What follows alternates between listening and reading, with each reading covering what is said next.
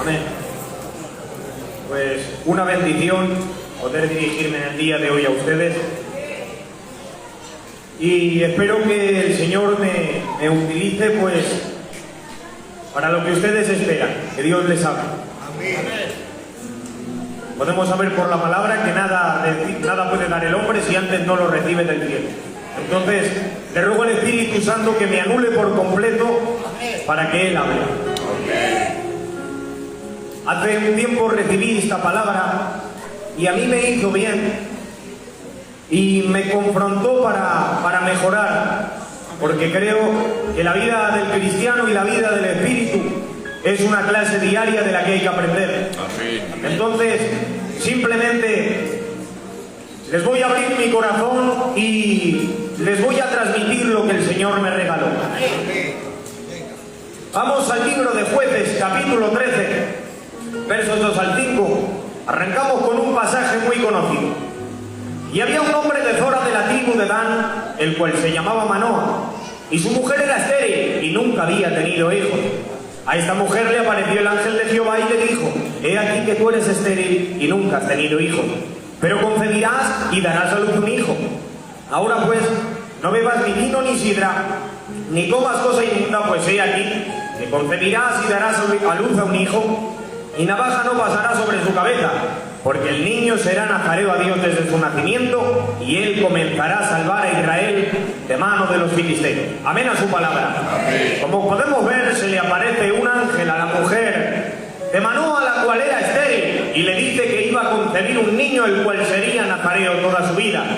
Le dijo que no bebería del fruto de la vid, que no tocaría cuerpo muerto, animal inmundo, y que navaja no pasaría sobre su cabeza. Habiendo pasado el tiempo, el niño creció y fue en busca de una mujer a Timnat, y de camino con sus padres, dice que se le sale un león, al cual dice la palabra que despedaza como que fuese un cabrito. Pero a la vuelta seguía el cuerpo del león muerto, y ahora, acercándose, dice que veía un panal de miel y ahora ha tomado de él. Y no solo eso, sino que además le ofreció a sus padres. Participó de algo permitido, pero de un animal inmundo, de donde no debería de haber tomado, porque Sansón se arriesgaba a coger la dulzura de los lugares inmundos, aun sabiendo el peligro que esto conllevaba. Seguidamente hay un proceso de hazañas en la vida de Sansón.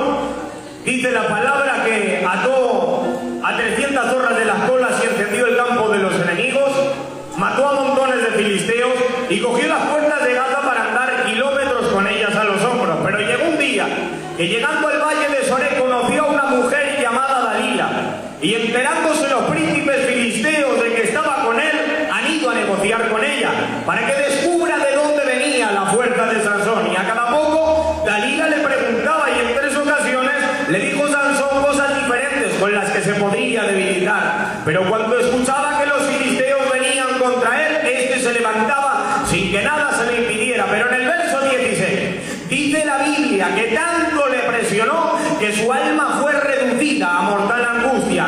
Y ahora Sansón empieza a descubrirle su corazón y empieza a decirle: mira, Dalila, soy nazareo a Dios de nacimiento y no ha pasado navaja por mi cabeza. Si me raparía, sería débil como todos los hombres. Y poco más tarde se quedó dormido en las manos de Dalila. Pero qué profundo era el sueño, que le estaban rapando y no se daba de cuenta. Es decir, le estaban quitando la vida y no se daba de cuenta. Y ahora Dalila, sabiendo que ahora sí que de verdad le había descubierto el corazón, llama a los filisteos para que vengan contra él, porque se nota cuando se pierde la vida del espíritu y se aparta de él. Y cuando llegan los filisteos, Sansón piensa levantarse como las otras veces, pero dice la palabra que tristemente el espíritu de Jehová se apartó de él. Y yo decía: pero Sansón, párate a pensar un poco en el nazareato que Dios te demanda. Has tomado de un animal inmundo y le estás descubriendo a una mujer tu corazón, que por algo te estará preguntando y te estará poniendo tantas veces a prueba, porque Dios entendía que podía tener fracasos y debilitarse, y que le dijera a esa mujer que le atara con 7 mimbres,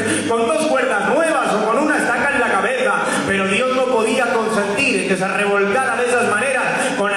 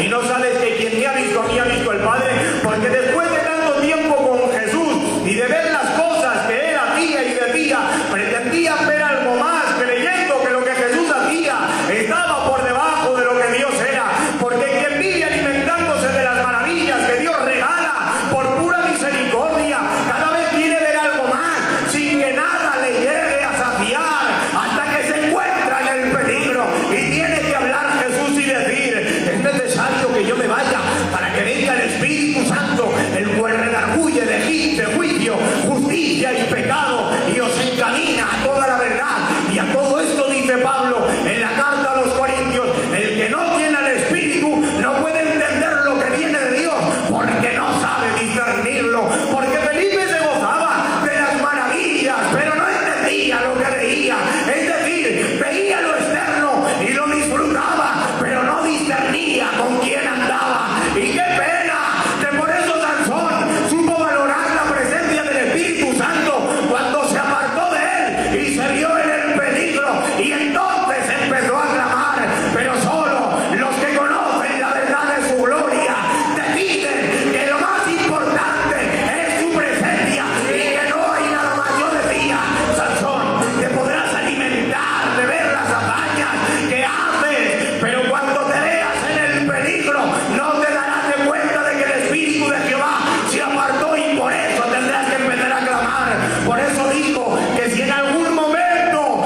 sientes que has perdido los sentimientos y la vida, clama para no ser distraído por el entretenimiento, sino querer vivir en su presencia, pues esta está por encima de todo y no hay nada que se compare a vivir cerca de él, en el nombre de Jesús.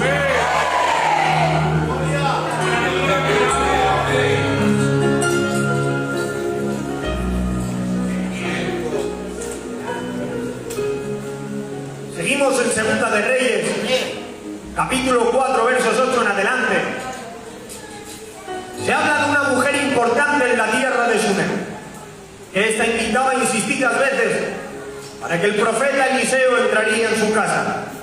Por su insistencia dice la palabra que Eliseo acabó entrando en la casa, y en cuanto le vio entrar le dijo a su marido, este es un varón santo de Dios, pero que es que va más allá.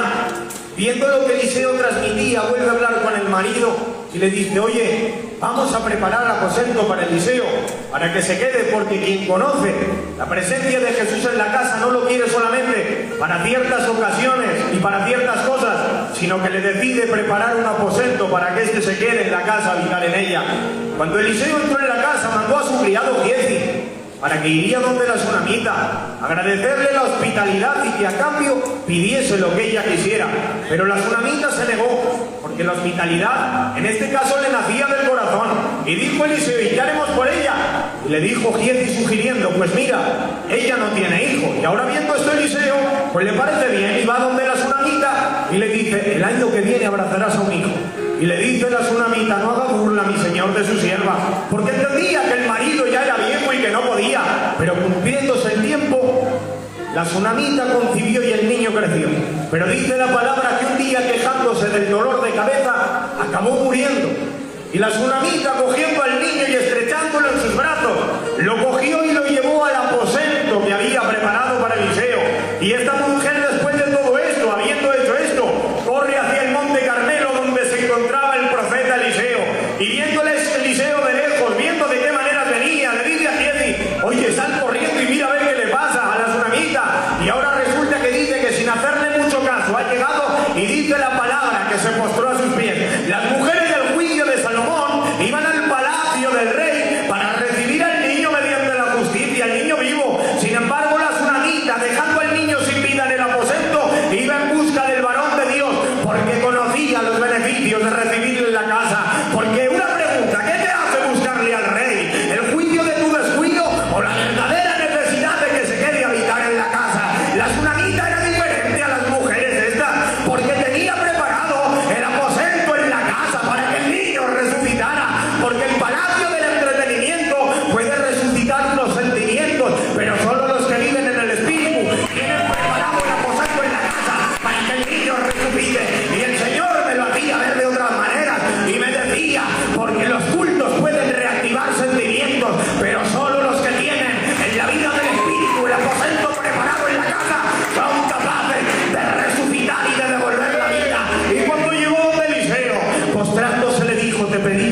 brazo. Y Eliseo, viendo esto, mandó a su criado y le dijo: Giezi, coge ahora el báculo y vete donde el niño, que el niño resucitará. Pero se le queda mirando a la tsunamita y parece que le desafía y le dice: Eliseo, si tú no vienes, no me muevo de aquí. Y ahora, viendo esto, Eliseo tuvo que ir a la casa de la tsunamita, y como el criado iba adelante, salió al encuentro de ellos y les dijo que lo que había hecho no fue efectivo. Pero enterándose Eliseo, dice que cerrada la puerta se echó sobre el niño, y entrando el calor, el niño resucitó y resurgió la vida en la casa de la tsunamita, porque lo que no consiguió a golpe del báculo en las manos del siervo, lo consiguió el abrazo. Porque en ese momento el niño no necesitaba el golpe del báculo, aunque el siervo así lo consideró, sino que realmente era necesario, era que el niño sentiría el calor del profeta. Porque a veces sobra Giezi con el golpe, donde falta Eliseo con el abrazo. Sí, a veces sobra golpe, donde falta Eliseo con el abrazo. Porque qué buena actitud tiene la tsunamita. Hoy si hubiese aquí alguna tsunamita con la vida del espíritu de caída, que resurja, que vaya donde el profeta, diciéndole: no me muevo hasta que tú no vengas. Me recuerda a un hombre de Dios en capítulo 33 de Éxodo, verso 15. Se habla de Moisés, le habla Dios y le dice: oye, prepárate que te viene mucha gloria. Pero le habla a Moisés y le dice: oh, todo lo que le iba a prosperar sabiéndolo. Y tiene que responder: Señor, perdóname, pero si tu presencia no viene, no me muevo. Porque Moisés comprendió que todo carecía de sentido si él no le acompañaba, porque nada trae más beneficios y su presencia que vivir en su presencia. ¡Qué buena actitud tienen los que viven en la vida del Espíritu, que no se mueven hasta que Él no venga, por mucha promesa de prosperidad que haya! Cuando Él llega, resucita y hace resurgir la vida del Espíritu, porque nada trae más beneficios que su presencia, pues su palabra es vida y es verdad. Y dice: en su presencia hay plenitud de gozo y delicias a su diestra. Amén a su palabra. Un aplauso para el Señor.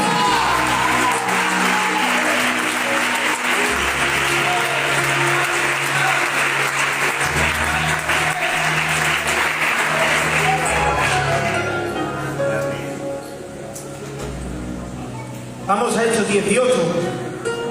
Llegó a Éfeso un hombre llamado Apolos, de Alejandría, el cual se le describe como varón elocuente, poderoso en las escrituras, y de un espíritu fervoroso. Este predicaba y enseñaba con mucha elocuencia, pero solo conocía hasta el bautismo de Juan. Y la gente quedaba impresionada de ver su capacidad a la hora de expresar su palabra.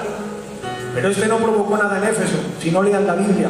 Era un especialista exponiendo la palabra y la ley, y los oyentes aparentaban disfrutar, pero no había cambio. Porque en ningún momento vemos en la palabra que este provocaría cambio en los de Éfeso. De manera que llega por allí un matrimonio anciano llamado Priscila y Aquila, y lo tienen que apartar y enseñarle acerca de la profundidad del Evangelio. Y ahora resulta que Apolo se marchó porque era solicitado por los de Acaya, gente hambrienta de la letra, porque mientras el mensaje seguía letra, sin exigencia de cambio, el mensaje era maravilloso. Pero poco más tarde apareció por allí un hombre llamado Pablo, que también tenía mucho entendimiento, pero este hombre tenía vida de Dios y lo transmitía. Y miren en la Biblia todas las hazañas de este hombre y se puede ver que transmitía vida. Y les pregunta a los éfesos que si conocían acerca del Espíritu Santo, pero tristemente tuvieron que decir que no, que ni siquiera sabían si había Espíritu Santo, porque Pablo al vez les recordaba que había sido también instruido a los pies de Gamaliel, escuchando mensajes de la ley, pero nada se comparaba a tener un encontronazo con el Espíritu Santo, porque Pablo entendía que vivir a los pies de la ley te hacía ser un hombre entendido, pero vivir a los pies de Jesús hacía que tendrías la vida del Espíritu Santo y la podrías transmitir. Y tiene que escribir en 2 de Corintios, capítulo 3 y verso 6, el cual asimismo nos hizo ministros competentes de un nuevo pacto, no de la letra, sino del Espíritu, porque la letra mata, mas el Espíritu vivifica. Y qué pena que la elocuencia de Apolo llegaba a emocionar, pero no transmitía ni vida ni cambio. Pero qué gran diferencia. Empieza Pablo a predicar y a imponerle las manos, y dice la palabra que fueron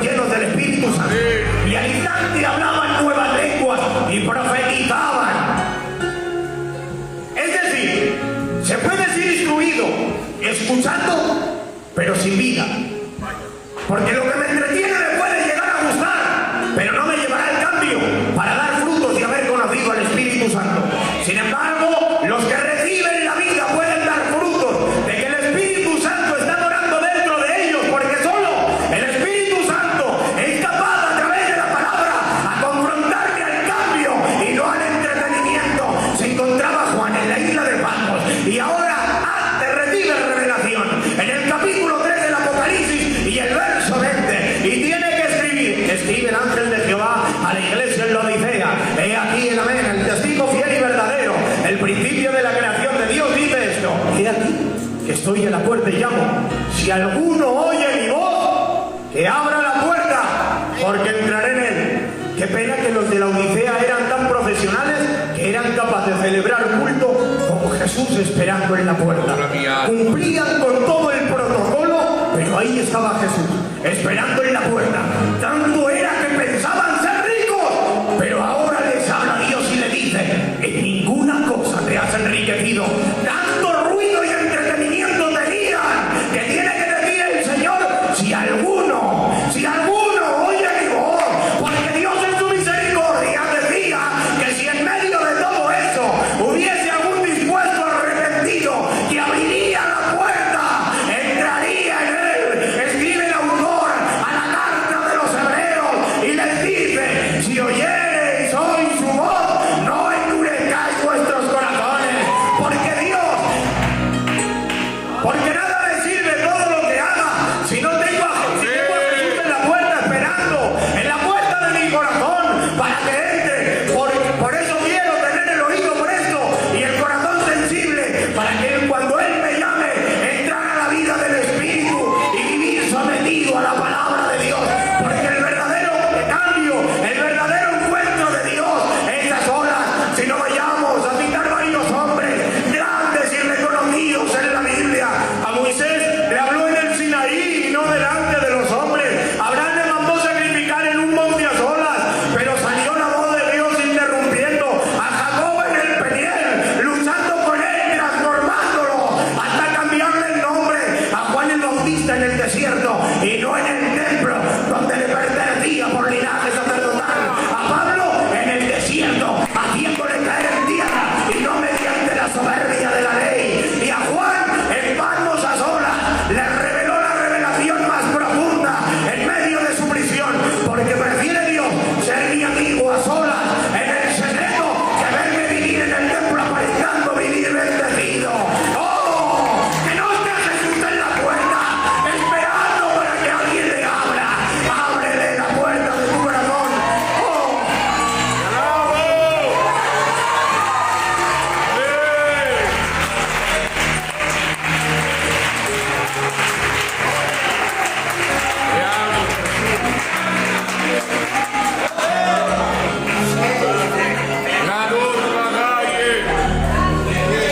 Adora mi alma. Te alabo, Espíritu Santo. En una ocasión hay un joven llamado Timoteo en Éfeso, a cual Pablo le encarga de la iglesia, y Pablo le escribe la primera carta.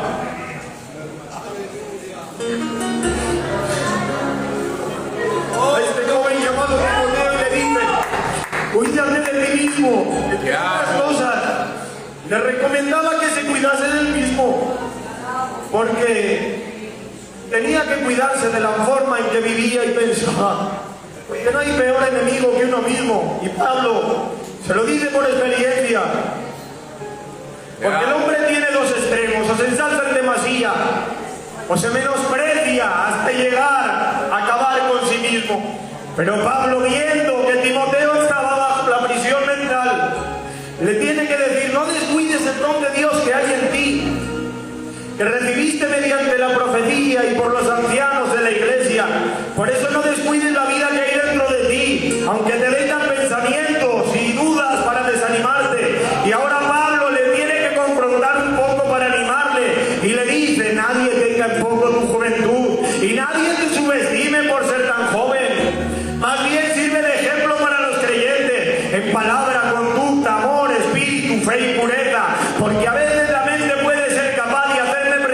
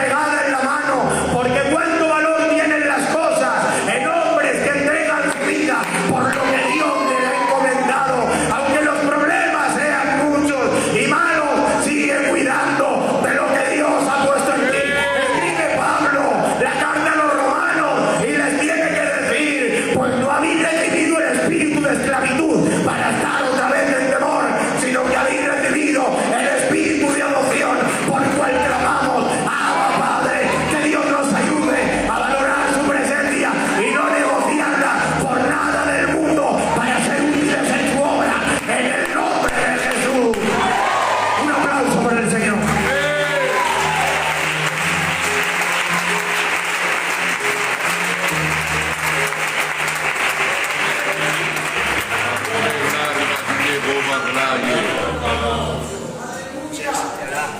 Primera de Reyes, capítulo 21. Se habla de un hombre llamado Nabot, que tenía una viña al lado del palacio de Acab. Y dice que Acab deseaba la viña de este hombre. Este rey se levantaba cada mañana y cuando salía a su terraza veía con cuánto amor y cuánta dulzura cuidaba Nabot de su viña. Una pequeña viña, pero en manos de alguien que la quería cuidar. Esto parece ilógico. Nabot teniendo una simple viña y Acab tiene su palacio, las mejores ropas, las mejores viñas y todo lo mejor, porque era rey. Y en vez de ser Nabot quien envidia a Acab porque tiene todo esto, en este caso es al revés. Acab tiene envidia de Nabot. Y ahora viene Acab y le ofrece dinero y las mejores tierras a cambio de su viña. Pero este hombre se le queda mirando desafiante y le dice: líbreme Jehová de darte a ti la heredad que me dieron mis padres. Y dice la palabra que Acab se afligió por esto, de manera que ni comía ni dormía. Acab tenía de todo, pero vivía amargado. Sin embargo, Nabot era capaz de provocarle con una simple viña envidia hasta hacerle vivir amargado. Que Dios me ayude a saber cuidar la vida del espíritu sin envidiar nada de este mundo, sino que vean en nosotros los del mundo más bien envidien nuestra manera de vivir. Dice Asaf escribiendo el Salmo 73: por poco resbalan mis pies, porque tuve envidia viendo cómo los impíos prosperaban. Pero tiene que seguir diciendo: hasta que entrando en la cámara secreta comprendí el fin de ellos. Porque es de la cámara secreta donde se alimenta la vida del espíritu y nos hace entender que no hay nada más importante que la presencia de Dios. No deseo otra cosa que vivir cerca de su presencia, no moverme hasta que Él no venga, y no desear nada que no me conviene, sino que me dé capacidad para saber vivir y valorar el aposento donde Él resucita y abraza y hace resurgir la vida del espíritu. Tiene que escribir Pablo a los filipenses y les dice: cuántas cosas eran para mí ganancia, las he estimado como pérdida por amor de Cristo. Y no se queda ahí, sino que dice: todo lo tengo por basura a fin de conocerle. La moraleja del Evangelio es que nunca se ha conocido ni hablado nada de aquellos que no han arriesgado nada, sino que la historia resalta, ensalza y habla de aquellos hombres que lo han entregado todo por vivir cerca de Dios como locos, amando su voluntad. Dios quiere una generación de locos amando su presencia, que marquen la diferencia, locos que amen su voluntad. Sigamos anunciando el Evangelio y transmitiendo que hay vida en nuestro interior. En una ocasión se encuentra Saúl siendo atormentado por un espíritu maligno, y ahora sus criados le hablan de un muchacho que toca muy bien el arpa, y dice la palabra que cuando David tocaba, el espíritu maligno se iba, pero que estaba así a cada poco, y David detrás con el arpa a ver cuándo le venía para quitárselo. Pero ahora Dios dice, que me lo imagino así, me daba este sentimiento, esta frase: Dios no quiere a Saúl tranquilizándose a ratos en el templo, aunque sí está dispuesto a utilizar siempre a hombres que se forzan en el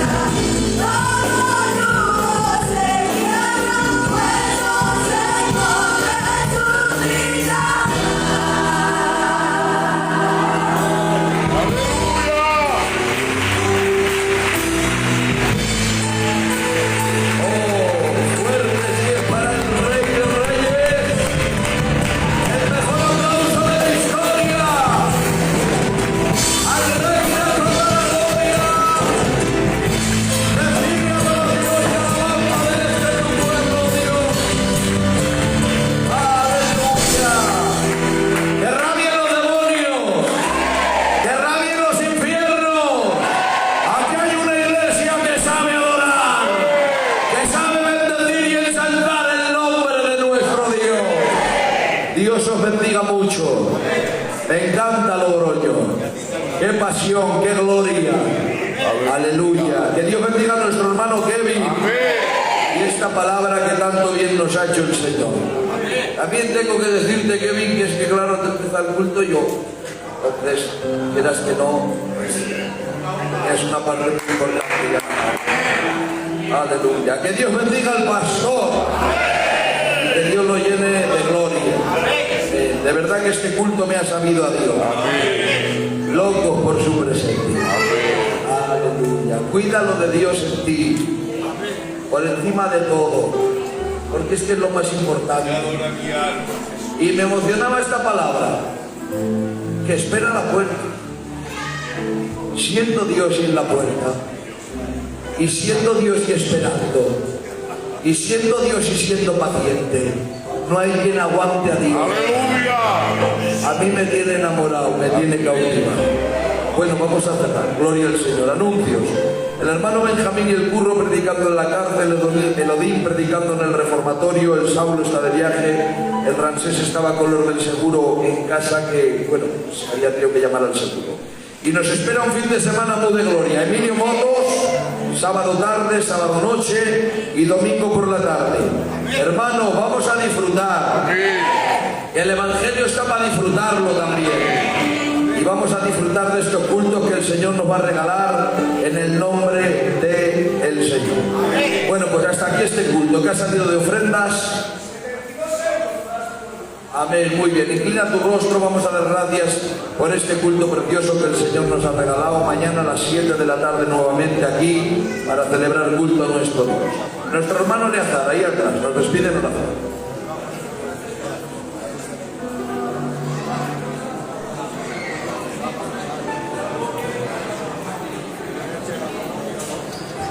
Dios les bendiga mucho y hasta mañana.